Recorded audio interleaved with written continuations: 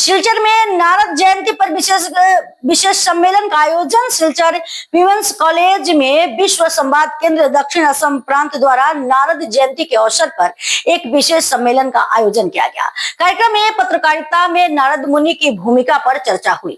मुख्य वक्ता प्रांत प्रचारक गौरांग राय सहित कई गणमान्य वक्ताओं ने संबोधित किया।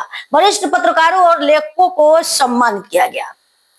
अंत में असम विश्वविद्यालय द्वारा निर्मित तपस्वी जीवन डॉक्यूमेंट्री का प्रदर्शन हुआ और भारत माता की वंदना के साथ कार्यक्रम का समापन हुआ।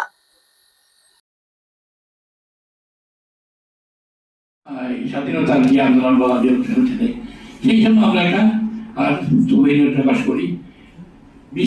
বিবেকানন্দের ৭০ বর্ষ যখন শুরু হয় তখন আমরা একটা সুবিধা প্রকাশ করি।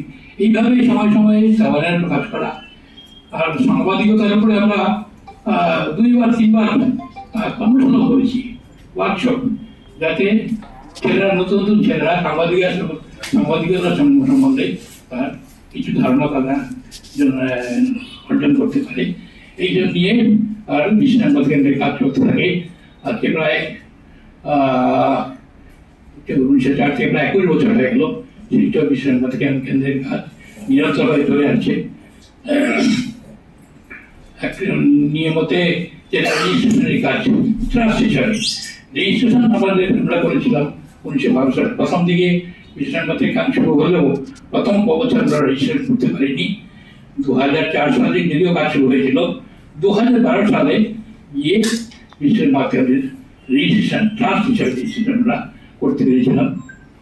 তো এইভাবে বিশ্বসংবাদ কেন্দ্রের কাজ আজকে একটা গতি পেয়েছে।